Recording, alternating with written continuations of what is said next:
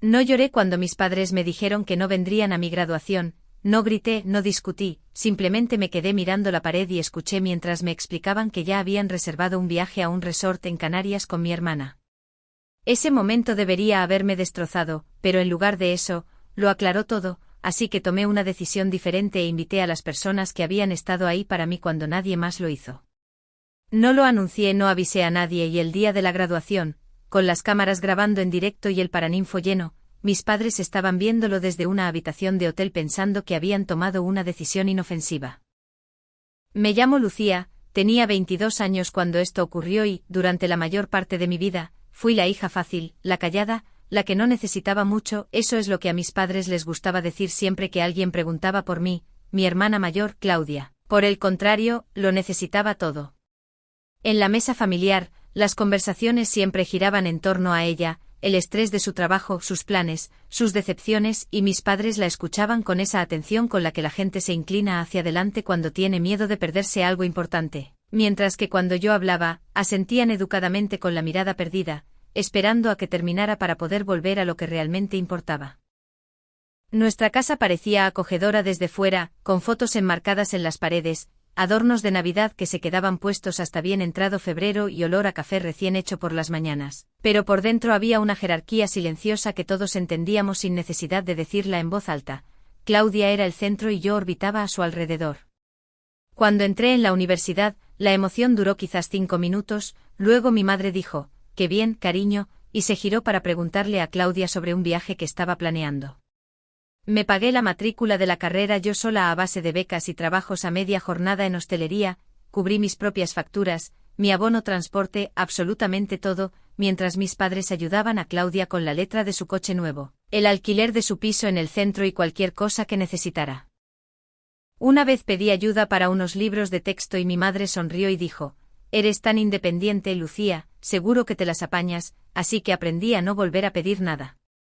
Cuando se acercaba la graduación, yo ya sabía cómo iba a ser la conversación, pero aún así llamé porque una parte de mí necesitaba escucharlo directamente y mi madre ni siquiera hizo una pausa antes de decir, «Ya tenemos planes con tu hermana», a lo que mi padre añadió que ella estaba pasando por una época de mucho estrés y los necesitaba más. Ninguno de los dos preguntó qué significaba para mí graduarme. Colgué el teléfono y me senté en mi cama, mirando la toga y el birrete colgados en la puerta de mi armario, sentí el familiar pinchazo en el pecho, pero debajo había algo nuevo, no era tristeza ni rabia, era claridad. Me di cuenta entonces de que ya no estaba esperando a que me eligieran, había terminado de esperar que de repente me vieran, y por primera vez en mi vida, empecé a considerar cómo sería elegirme a mí misma. Lo que pasa cuando te han pasado por alto toda tu vida es que dejas de esperar nada, te dices a ti misma que ya no duele e incluso cuando duele, aprendes a tragarte la decepción en silencio y a seguir adelante. Mirando hacia atrás, las señales estaban por todas partes. Mis padres se perdieron mi entrega de diplomas del instituto porque mi hermana tenía una cena de empresa, y cuando gané un pequeño premio de escritura en mi 2.º año de carrera. Mi madre dijo que estaba orgullosa e inmediatamente me preguntó si podía ayudar a Claudia con su mudanza ese fin de semana. Cada hito en mi vida se sentía como ruido de fondo para algo más ruidoso, algo más urgente, algo que no era yo. Trabajé a media jornada durante toda la carrera, trasnochando y madrugando, aprendí a estirar la nómina y a priorizar qué facturas podían esperar unos días. Mientras tanto, mi hermana hablaba con naturalidad sobre los pagos que mis padres le cubrían como si así fuera como funciona el mundo. Cuando ella se burlaba de mis proyectos de escritura, mis padres se reían, no con malicia, sino con comodidad, como si no vieran razón para pararla. Para cuando llegó la graduación, no me sorprendió que eligieran un viaje a un todo incluido antes que a mí, pero eso no hizo que doliera menos, solo lo hizo familiar. Unos días después estaba sentada en la mesa de la cocina de casa de mi mejor amiga, Elena, ayudando a su madre, Carmen, a doblar la ropa.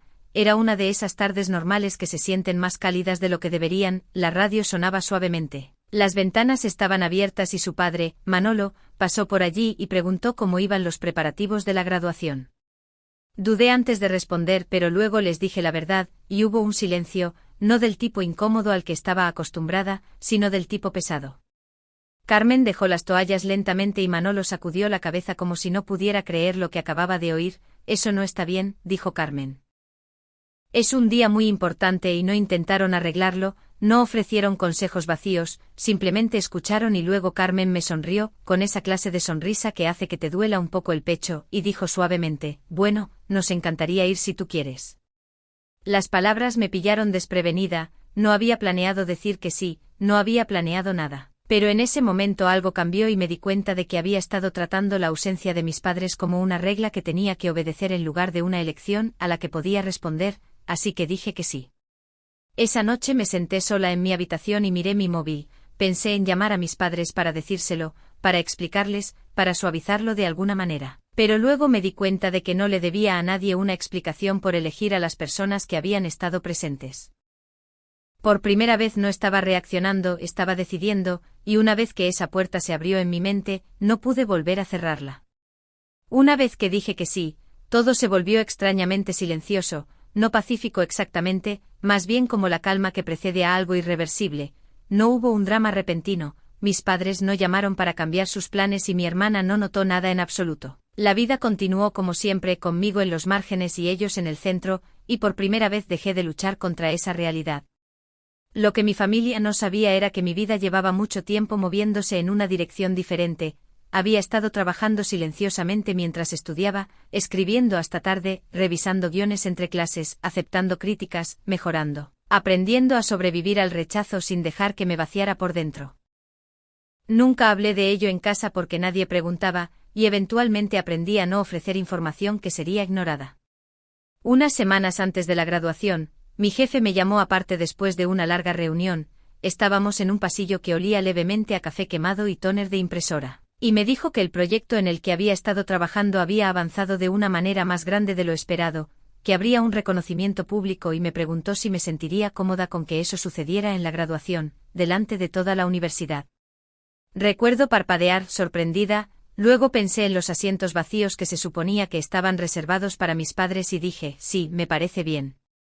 No se lo dije a mi familia, no porque quisiera ocultarlo, sino porque no se me ocurrió compartir buenas noticias con personas que nunca antes habían hecho espacio para ellas. Rellené los formularios que envió la universidad y en la sección de invitados familiares, puse los nombres de las personas que me habían preguntado cómo estaba sin que yo tuviera que sacar el tema. A medida que se acercaba el día de la graduación, esperaba sentirme nerviosa, pero en cambio me sentía centrada. Planché mi banda de graduación. Preparé mi toga y la doblé cuidadosamente sobre el respaldo de mi silla. Cuando mi madre me envió una foto de las vistas desde el hotel, la miré un momento antes de dejar el móvil boca abajo. Esa noche me paré frente al espejo y apenas me reconocí, no porque pareciera diferente, sino porque me sentía diferente, más ligera, más sólida, y me di cuenta de algo que desearía haber entendido años antes. Perder a personas que nunca estuvieron realmente ahí no es una pérdida, es una liberación. Cuando apagué la luz y me metí en la cama, sabía que el día siguiente no trataría solo de terminar la carrera, trataría sobre quién merecía estar conmigo cuando todo lo que había construido se hiciera finalmente visible. El día de la graduación llegó sin dramas, sin llamadas de última hora, sin cambios repentinos de opinión. La luz de la mañana se colaba por las cortinas, suave y tranquila, como si el mundo no estuviera conteniendo la respiración como yo. Me vestí despacio. La tela de la toga se sentía más pesada de lo que esperaba, las mangas rozaban mis muñecas mientras me la ajustaba, el birrete me quedaba torcido al principio y me reí en silencio mientras lo arreglaba en el espejo. Ya no veía a una chica esperando ser notada, veía a alguien que había terminado algo difícil.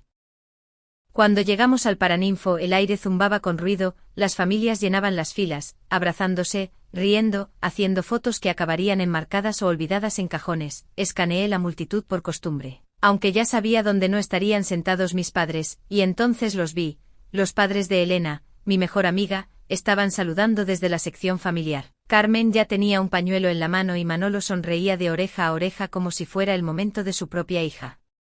Algo cálido se instaló en mi pecho, no era tristeza ni nostalgia, era gratitud. Mientras nos alineábamos entre bastidores, las luces se atenuaron y la música subió de volumen, empezaron a llamar los nombres y, uno a uno, los estudiantes cruzaron el escenario. Cuando fue mi turno, di un paso adelante con el corazón firme y las manos relajadas, estreché la mano del rector y acepté mi título, sonriendo ante los aplausos que fueron fuertes, genuinos y por primera vez sentí que eran para mí. Pensé que ese sería el punto culminante del día, pero me equivoqué. Después de que se llamara al último nombre, el rector volvió al micrófono, hizo una pausa mirando hacia los laterales del escenario y luego volvió a mirar al público diciendo, antes de concluir, tenemos un reconocimiento especial de uno de nuestros socios del sector. Un murmullo recorrió la sala, sentí que mi pulso se aceleraba, pero mantuve la cara neutral y los ojos fijos al frente mientras una mujer subía al escenario, segura, elegante. La reconocí de inmediato, había sido parte de mi vida profesional durante años, mucho antes de que a mi familia le importara preguntar qué hacía con mi tiempo. Tomó el micrófono y habló con claridad y calma, con ese tipo de voz que exige atención sin pedirla. Una de vuestras compañeras graduadas ha contribuido a un proyecto que ha superado todas las expectativas que teníamos, dijo. Su trabajo se convirtió en la base de una gran producción que actualmente está en marcha. La sala se quedó en silencio, podía sentir a la gente moviéndose en sus asientos, y entonces dijo mi nombre, Lucía. Me puse de pie con las piernas ligeramente inestables ahora, y volví a subir al escenario. Las luces eran más brillantes de cerca, cálidas contra mi piel. Acepté la carpeta que me tendió, mis dedos se apretaron lo justo para recordarme que debía respirar, mientras ella hablaba sobre el proyecto en cifras redondas y cuidadosas, un presupuesto significativo, una oportunidad a largo plazo. Un compromiso que cambiaría mi vida. No busqué a mis padres, no lo necesitaba. Entonces ella lo dijo, también nos gustaría reconocer a los padres que la apoyaron a lo largo de este viaje. El tiempo se ralentizó, escuché algunos murmullos entre el público, ella se giró, no hacia los asientos vacíos que mis padres habrían ocupado, sino hacia la sección donde estaban sentados los padres de Elena. ¿Podrían por favor subir al escenario? Por una fracción de segundo no se movieron. Carmen miró alrededor confundida, con la mano cerca del pecho, y Manolo se inclinó susurrando algo que no pude oír. Crucé mi mirada con la suya y asentí. Se pusieron de pie. El camino por el pasillo pareció más largo que mi propio paseo por el escenario, el público miraba curioso, incierto, y cuando llegaron a nosotros, Carmen ya estaba llorando, no en silencio, sino abiertamente. Ese tipo de llanto que viene de sentirse abrumado por algo de lo que nunca esperaste formar parte. La mujer les entregó un sobre y un certificado enmarcado y lo explicó sencillamente, un regalo de reconocimiento, un agradecimiento por creer, por aparecer, por estar presentes. La cantidad económica del premio se dijo una vez claramente sin fanfarria, y la sala reaccionó al instante con jadeos, aplausos y gente poniéndose de pie. Carmen se tapó la boca y Manolo le pasó un brazo por los hombros con los ojos brillantes. Me quedé allí dejando que sucediera, dejando que la verdad existiera al descubierto. Las cámaras capturaron todo, las expresiones, la confusión convirtiéndose en comprensión, el orgullo que no tenía nada que ver con la sangre. A cientos de kilómetros de distancia, mis padres lo estaban viendo desde una habitación de resort, y lo sé porque más tarde, cuando miré mi móvil, la prueba estaba ahí, pero en ese momento no pensé en ellos en absoluto. Pensé en cada noche que había pasado trabajando sola, en cada factura que había pagado yo misma, en cada vez que me había tragado una historia porque nadie quería escucharla, y sentí que algo encajaba en su sitio. Así es como se ve el estar presente. Cuando terminó la ceremonia, la multitud se derramó bajo el sol de la tarde y los padres de Elena me abrazaron fuerte, una y otra vez, como si tuvieran miedo de que al soltarme todo desapareciera. Estamos tan orgullosos de ti, repetía Carmen, tan orgullosos. Sonreí, asentí, di las gracias a la gente que me felicitaba, me hice fotos, me reí, respiré y entonces mi móvil empezó a vibrar. Al principio lo ignoré, no necesitaba mirar para saber quién era, pero seguía y seguía, zumbido tras zumbido. Cuando finalmente lo saqué del bolsillo, la pantalla estaba casi completamente llena de notificaciones, llamadas perdidas, mensajes. Más llamadas perdidas, 78 en total, mensajes de texto amontonados unos sobre otros, algunos frenéticos, algunos enfadados, algunos suplicantes. El nombre de mi madre una y otra vez, el número de mi padre, mi hermana de repente desesperada. No abrí ni uno solo, puse el móvil boca abajo y lo volví a meter en el bolsillo. Fuimos a cenar después, los cuatro, a un pequeño mesón no muy lejos del campus, nada lujoso, solo comida caliente, choque de copas y el bajo murmullo de la conversación. Manolo insistió en hacer un brindis y Carmen seguía estirando la mano sobre la mesa para apretar la mía. En un momento dado mi móvil volvió a vibrar y Carmen lo miró con gentileza y dijo, «No tienes que contestar si no quieres», a lo que respondí, «Lo sé», y lo decía en serio. La historia se difundió más rápido de lo que esperaba, fragmentos de la ceremonia aparecieron en Internet, las noticias locales se hicieron eco, la gente lo compartió, comentó, discutió y aplaudió. algunos lo llamaron cruel, otros lo llamaron justicia. Pero yo no entré al trapo con nada de eso. Mis padres intentaron de todo, llamaron a amigos comunes, dejaron mensajes a familiares lejanos, mi hermana publicó un mensaje público sobre lo orgullosa que estaba y como siempre había creído en mí, pero no aterrizó como ella esperaba porque la gente recordaba cosas, resurgieron capturas de pantalla, viejos comentarios, viejas bromas a mi costa. Las llamadas no pararon y tampoco mi silencio. Unos días después mis padres contactaron a través de un tercero pidiendo una conversación, dijeron que había habido un malentendido, que merecían ser reconocidos, que eran mis padres. Escuché mientras me transmitían el mensaje, luego le di las gracias a esa persona y volví a mi trabajo, porque aquí estaba la verdad que ellos no querían aceptar, no llamaban porque me echaran de menos, llamaban porque echaban de menos el momento, y esa puerta ya se había cerrado.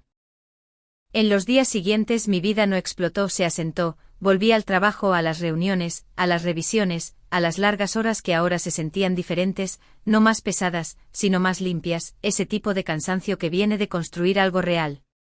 Los padres de Elena se aseguraban de saber de mí cada mañana, no para pedir novedades, solo para preguntar qué tal estaba, y a veces yo no sabía qué contestar, así que decía bien, y eso era suficiente. Mis padres siguieron intentándolo a través de parientes, a través de viejos amigos de la familia, querían explicar, ser vistos, reclamar algo que pensaban que era suyo, pero nunca respondí, el silencio no era un castigo, era un límite. Con el tiempo las llamadas disminuyeron, los mensajes cesaron y la vida siguió adelante como siempre hace cuando dejas de alimentar el caos. Lo que más me sorprendió no fue lo tranquila que me sentía, sino la poca culpa que quedaba. Había pasado años creyendo que el amor significaba aguante, que la familia significaba tolerancia, pero ahora entendía algo más simple, el amor se presenta, la familia se queda, y una vez que aprendes esa diferencia, no puedes desaprenderla.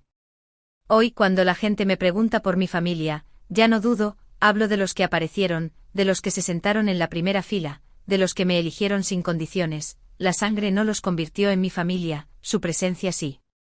Si alguna vez te han pasado por alto las personas que se suponía que debían estar a tu lado, sabe esto, no te equivocas por elegirte a ti misma, no eres fría por cerrar una puerta que te mantenía pequeña.